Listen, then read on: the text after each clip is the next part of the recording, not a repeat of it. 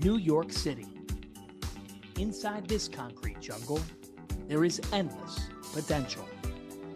When the sun rises each day on the skyscrapers of Manhattan, it offers a blank canvas to those who reside in this metropolis. It's a chance to pen your story, follow the footsteps of legends. That's what is special about NYC. There is an aura that you feel around these parts because of the greats who have come through here and the traditions that have been established. But that aura provides a dream of what can happen, what's possible if you give it everything you've got. And in New York City, those who rise to the occasion are celebrated. Those who have that certain level of toughness, of intensity, of will, can become the talk of a town that appreciates its own. In this neighborhood, there is a respect. It's what makes the competition that much more special. Where there is no love lost once the battle begins. In a place where so many stories have been written, so many places have stood the test of time, the door is open for you to come in and make your mark. These streets, the rustle and bustle, the relentless pursuit to be the best, it's certainly not for the faint of heart. But there's something in the air here that just drives you to hit a level that you didn't even know you could achieve.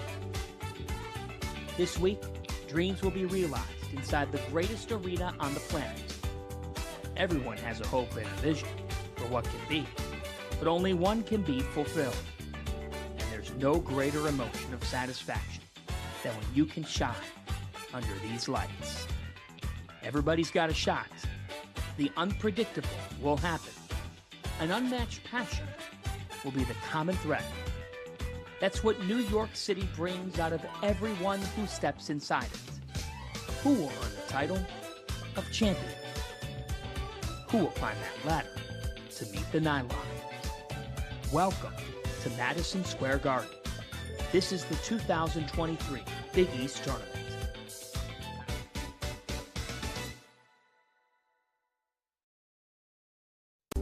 On Wednesday, we began with 11 teams. It is semifinal Friday inside Madison Square Garden at the Big East Tournament presented by Jeep, and we are with you here on Shootaround. John Fanta, Vin Parisi, Tyreek Turner. Here we go, folks. Coaches say it every single year. There's nothing like semifinal Friday at the world's most famous arena. We're here to set the table for you. It is the UConn Huskies and the Marquette Golden Eagles in game one of our semifinals, followed by Xavier and Creighton. Vin Parisi, Tyreek Turner. Let's set the table here, guys. Tyreek, you played in this league. What is semifinal Friday at the Big East Tournament? It's undescribable. I mean, it's electric. It is the biggest stage you could ask for as a Big East student athlete, unless you make the championship. And this is the moment that you come to a Big East school for. And when you get a chance to play on Friday night, then you know you are in the center stage and everybody's watching. You have a chance to put your name, your family, and your program on the map. And Sean Miller talked about that in the post-game press conference yesterday. He talked about how much it meant for him as a former player and what it means for your program that you want to put yourself in a position to get to Friday night. And what Sean Miller's been telling his Xavier players the entire week is, guys, if you get to Friday night, you will remember it for the rest of your life. And you're giving yourself an opportunity. And that right there, by the way, is a synopsis as to how special the Big East tournament is. Because I think if we were talking about the Big Ten, the ACC, or something else, we'd say you want to get to the championship game. Right. Think about how special Madison Square Garden is to where we're talking about the semis the night before. That's how special this is here at MSG. How special is this semifinal round of the Big East Tournament? Well, there's some history here. It's the first time since conference reconfiguration that all four teams that are involved in the semifinals are ranked in the AP Top 25. It's been a chalk week, Mr. Fanta. It has been. You've got the 6th-ranked Marquette Golden Eagles and the 11th-ranked Connecticut Huskies, the 15th-ranked Xavier Musketeers, the 24th-ranked Creighton Blue Jays. And that's just it. How much, Vin, do you feel like coming in this building tonight that any one of these four could end up hoisting the trophy. Well, think about it. That's been the theme we've been talking about throughout, and especially when you talk about the ranked teams and the cream of the crop. And, you know, it's been the sentiment of even other head coaches in the league that the upper half of the league, not only any of them could win the Big East Championship, any of them could make noise in March. And you're not even talking about some of the top teams in the conferences. This evening, folks, we get to see some of the top teams in the nation. Well, it's a testament to the greatness of this league. And historically, this has always been a deep league that sends 5, 6, sometimes 7 teams to the tournament. This year we'll probably get 5. And the top 4 have proven that they are just that. And certainly you look at it, and it is wide open. You know, Creighton, Marquette, UConn, Xavier, any of those 4 could come away with the trophy, and any of those 4 could go deep into the tournament. So I'm excited. I know you guys are excited. Let's see what happens. Vin Parisi will take us through UConn Marquette. Rick will provide some commentary as well. Mr. Turner has the keys to Xavier Creighton. Let's begin with our opener, 6:30 Eastern Time, coming up on FS1. Pregame at 6. It's the 6th-ranked Marquette Golden Eagles, the 11th-ranked UConn Huskies. Vin Parisi, your keys to this game. Well, I think the coverage of Tyler Kolek is going to be huge for the UConn Huskies, and it's in multiple ways. It's about the pick-and-roll defense, but it's also about when they ISO Kolek, because defensively teams on the perimeter like to stay home outside the three-point arc at times because Kolek is such a great facilitator. How do you defend Kolek when he starts backing you down with the old Villanova guard, Colin Gillespie, back down and feed the Hawk? Jordan Hawkins is a huge key tonight. Danny Hurley will tell you, for all the talk about Sonogo inside, for all the talk about the multiple weapons, Jackson, that the Huskies have, when you get down to those tough possessions, when it's a nitty-gritty Big East war, Hawkins on the perimeter can bail them out. Now, when you talk about Marquette, you have to defend the Huskies. When Connecticut's playing its best basketball, and we've seen it, it's when Danny Hurley has multiple guys popping it from the perimeter. Shaka Smart's guys need to be connected, like Shaka likes to say, defensively, and defending the arc is going to be huge. And then Kolek's decision-making. We've seen this be an issue. We've seen this be the deciding factor in a game. You talk about St. John's, that was almost a massive upset. Complete different tale of two halves for Tyler Kolek in this one. It's going to be a fascinating matchup, especially when we get to the second half. That was a serious breakdown. Thank you, sir. I appreciate that, and you sound very, very analytical. In this next matchup, Creighton Xavier, it's a totally different kind of mindset, and it's going to start on the defensive end. Are we going to see those keys, or should I just flow? Go ahead, give us those keys. Give us Tariq Turner's keys. Give me the keys, please. I just want to flow based on the keys on the screen. But anyways, I'll just go ahead and go through. There it is. Xavier, they want to attack offensively off the bounce, and I'm talking about Sule Boom and Kobe Jones that really thrive on getting downhill, getting in the paint, and using that ball screen action. Look for Xavier to try to involve Kalkbrenner in some ball screen action to try to pull him away from the rim. That's going to be a key thing to watch. When Kalkbrenner is away from the basket, they're less effective, Creighton is, because he's such a good rim protector. So get him away from the rim and try to get Boom and Kobe Jones downhill into the paint so they can get some scoring off the bounce and create for their teammates as well. On the other side, you have Xavier, and they have to go through, Creighton, they have to protect the paint. And they've got to use Kalkbrenner as that anchor defensively. They're 14th rated in KenPom defensively as Creighton is as a team, and they have to fly around, get to shooters, and make sure that they make Xavier put the ball on the floor. This is one of the most efficient offenses in the country, 3rd in the nation in 3. They average 80 points, and they have multiple guys that can hurt you. So it's going to be a defensive game versus an offensive mindset. You're talking about a Xavier team that led the Big East in scoring offense, in field goal percentage. You just said to lead offensively.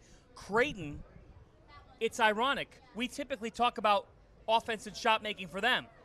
That's actually been the variable for them this season. The constant has been their defense. They led the Big East in scoring defense and defensive field goal percentage. So opposites attract. I think the biggest question I asked Vin Parisi is, will Xavier be able to string some stops together tonight? Yeah, and that's what it's going to be, because we know that Xavier, from the offensive end is going to be elite. And we know that the Musketeers are going to challenge them. But remember, we're not talking about a Creighton defense that has been good this week in New York. We're talking about a Creighton defense that has been atop the Big East Conference standings defensively since conference play started. So this is a big sample of work defensively. However, as much as Tariq and I are talking about X's and O's right now, because I do believe that style is a big portion of tonight's game on both ends, as Tariq mentioned as well, there's always that X factor. So obviously Shaka and these guys, they're coming out trying to take away your top one or two options. Who are those secondary contributors that wind up being the difference when we look at that box score afterwards? Yeah, and I'll just say one other thing. Xavier came out flat last night versus DePaul. And I think tonight, even if they're not making shots, they have to be more aggressive in that first 6-7 minute window to set the tone. And I think they're going to have to really try to push the ball, get out in transition, and not be as passive. It's not just the shot making, it's the pace, the tone of the game. And I look for Sean Miller to really instill, don't turn the ball over, but we want to be aggressive. We want to attack this Creighton team and fly around offensively. And remember, that is key. DePaul had 5 more made field goals than Xavier last night. The free throw line wound up being a difference. I totally agree with Tariq for the Musketeers early there to watch in the first half. Let's get to impact players, because Colby Jones for Xavier is that guy. 18 of his 22 points last night against DePaul coming in the second half. What's Colby Jones doing well? He took over the game. And you mentioned the 18 second half points, but it was how he scored them. He didn't settle for jump shots. He got in the paint, really good at using the ball screen, strong, athletic, and doesn't shy away from physicality. He is a winning player. He's a two-way player, but on the offensive end last night, he took over the game and made every big shot that Xavier needed to come out with that win. On the other side here, as we turn to Creighton and their impact player, it's two-time Big East Defensive Player of the Year, Ryan Kalkbrenner, who set the tone for Creighton. Vin, what does Kalkbrenner mean to the Blue Jays? Well, and I don't think enough people talk about Kalkbrenner at both ends of the floor. Obviously, he's the Defensive Player of the Year and one of the best defensive presence defensively, as Greg McDermott will tell you, in the nation. But look at what they're able to do offensively in there with him. He moves without the basketball. He is a lot quicker with his footwork than he looks. More of a lumbering big. He'll run the floor. He'll look to post in the paint. And he tries to use that size on the inside. And here's the thing, Tariq. Even when he's backing guys down, even if he doesn't go to the jump hook option, he seems to shrink the defense and open up the perimeter for their guards. You're right, and you're right. Most people think of him as a defensive threat, but he is a two-way guy. He can score the ball. 5 feet and in, he's pretty much unstoppable. And I think that matchup with him and Nunji is really intriguing. The battle of the bigs. And again, watch what Xavier does with trying to bring Kalkbrenner away from the rim. Involve him in some ball screens to take him away from being that defensive presence as a shot blocker. And I want to stay on that point that Tariq brought up, because Greg McDermott addressed that in last night's post-game press conference. He said Villanova made us flip our half-court defense upside down, meaning Kalkbrenner was not able to camp out in the paint. They were making him go out and guard on the arc. He goes out and guards on the arc. You know, so he's not like Zach Edey from Purdue that will just stay home and say, hey, fight it. The guards are on their own. So that's going to be interesting to watch the pick-and-roll defense tonight. You've picked Creighton. You've picked Xavier. I've got Creighton. Well, we've been disagreeing throughout the week. Sure. You called Kalkbrenner a lumbering big? Yeah, that was a good word. Lumbering big. You know, there's long, thin, feathery type bigs, finesse bigs, and then there's more lumbering, Paul Bunyan, Hanyak, thicker bigs on the paint. Wow. Kalkbrenner is what was that third one? That big size. Tariq's laughing because that's an old Steve Lavin. It's an old great Steve Lavin line. Paul Bunyan, do the dirty work, big inside Fanta. Oh, he's not a thin, light. He's muscle in the paint. We don't need any furniture thrown around here. Yeah. You know what? An ode to Lav. We miss Daddy Lavs here. Shout out to Lav. We miss Lav. There's no question about it. I love the Paul Bunyan pull. Let's get to impact players here with UConn and Marquette. And this goes without saying with the Huskies. Jordan Hawkins is that dude for the Huskies. All right, he's a first-round talent, and he is a dynamic scorer, not just a shooter, because he'll take it to the rim and bang it on you. And he has put the whole package together at 6'5", gets his shot off against any kind of defense, catch and shoot, but can also create his own shot. He has really expanded his game as opposed to just coming off of screens. He can create it off the bounce, dangerous threat, also a pretty good rebounder, and he will attack the rim as well. He is a big-time player that seems, Vin, to really step up when the stage is the biggest. That's great. Yeah, listen, his clutch buckets has been impressive, and I thought Danny Hurley had a great line yesterday. He said, listen, you were talking to Danny about MSG being like a home court advantage with the amount of Husky fans that are here this week. And Danny said, listen, this guy sitting next to me, Mr. Hawkins, he's going to have a lot more games at MSG the next few years than I am when he goes to the next level. But you know what I love? Everyone talked about him as a catch-and-shoot threat the first half of the season, and he really worked on that mid-range game. He really got more aggressive off the bounce. He got more aggressive attacking, and he's always a threat when he's busting up that sideline in transition as well. So fun to watch. Last time UConn met Marquette, the Huskies rolled to a 15-point win. Hawkins was great at Amasanogo, had it cooking. If Marquette is going to reverse the script, the Golden Eagles have won 12 of their last 13. They've won 7 in a row. The one loss on those 13 games has come against the UConn Huskies. If they're going to flip the script, it starts with Tyler Kolek. What have you continually seen from the Big East Player of the Year? Well, the Big East Player of the Year not only has gotten himself to another level individually, offensively, but he's made his teammates better and better. And Kolek hurts you in so many ways. When he has the basketball in his hands, his shooting percentage numbers took a massive jump, 12% from downtown last year to this year, got better and better scoring off the bounce, got more comfortable with his back to the basket when he's in ISO situations. But it's when he's able to play make and get his teammates involved and set guys up as well. You're talking about one of the best point guards in all of college basketball. Forget about the Big East. And he is just the engine that makes the Golden Eagles go. Well, I totally agree. And it's not just the passing, but last year or early in this season, teams were playing him as a passer. But now you have to play him as a scorer too. And with that being the fact, he is a very good decision maker. He's excellent at reads, and the way he sees the floor, gets in the paint with the probe dribble and just finds his passers. Very good cutting team as well.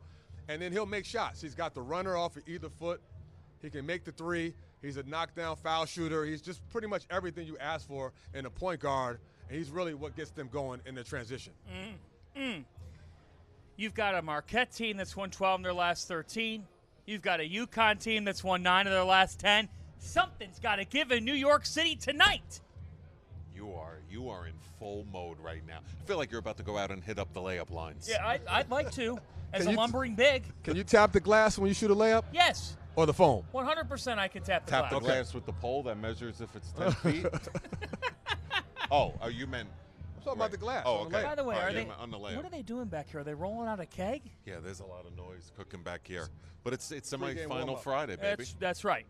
You've got tonight UConn Marquette. I got the UConn Huskies. Staying with the Huskies. I think that Shaka's guys need to gang rebound. Defensive rebounding was an issue in a couple of their losses this year. I think Sonogo is going to be a major difference in the paint. I love Tyler Kolek as much as any basketball player in the nation. I just think betting against the Huskies and all of the tools in the toolbox that Dan Hurley has right now is risky. Who wins? Last night I had Marquette. I don't have Marquette tonight. You slept on it. I have UConn, and I'll tell you why. I'll tell you why. There's one issue here. Because he went home and he said, you know what, I was thinking about what Vin said. I thought about it, and the key to the game to me is rebounding. Marquette is not a good defensive rebounding team. They're probably the worst in the Big East, or one of them. UConn is an elite offensive rebounding team, and there's a lot of components to winning a game, but I just think UConn is going to battle them and out-rebound them in the paint. And on the offensive glass, I think they're going to be too much for Marquette, and that's going to be the game. I respect it when someone's able to, change their mind. Yeah. Change their mind. That's a mature approach. Fix a mistake, admit they were wrong. Yeah. I respect that. I'm just, reevaluating, reassessing. Right? It was a good reassess. Yeah, reassess. It was a good reassess. Off we with the go. Huskies.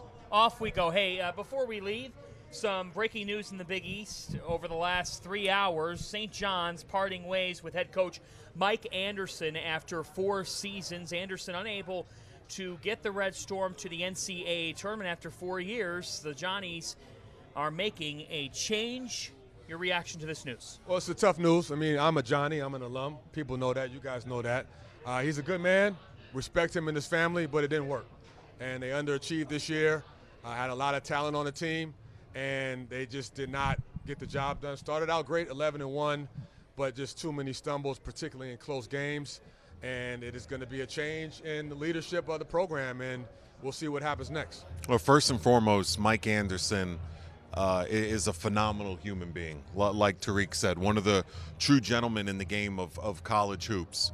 But in this day and age of college basketball, with the portal has changed the entire timeline of patience with boosters, with alum, with fan bases, with administrations, with conferences. That 4 seasons, no NCAA tournament berths, no 20-win season. I mean, that's college basketball now these days. So, this is the world that we are in. I'll close with this thought. Tonight, we've got 4 great teams: UConn, Marquette, Creighton, and Xavier. When the Big East reconfigured in 2013, the instant narrative was St. John's and Georgetown need to do their part in this version of the league. Honestly, this version of the league has been just fine, with St. John's and Georgetown mostly being a non-factor. Mm-hmm. Think of what this league can be if those 2 programs get going. And those 2 programs can get going, but there needs to be a modernization with both programs. There needs to be a new way of doing things, and there's got to be a forward-looking approach. They are both identifiable brands synonymous with college basketball. It's time for the Hoyas and the Red Storm to get off the mat. They had to pull the Band-Aid off. It's not easy to do, but new chapters are ahead, and both these programs need to get back on the college basketball map. Well said, Mr. Fanta. He's Tariq Turner. He's Vin Parisi. I'm John Fanta. We'll talk to you later tonight to see who was right, who was wrong. There it is, the bracket. The Garden is filling up. 2 tickets to Saturday night's championship game on the line. We'll see you after on Shootaround.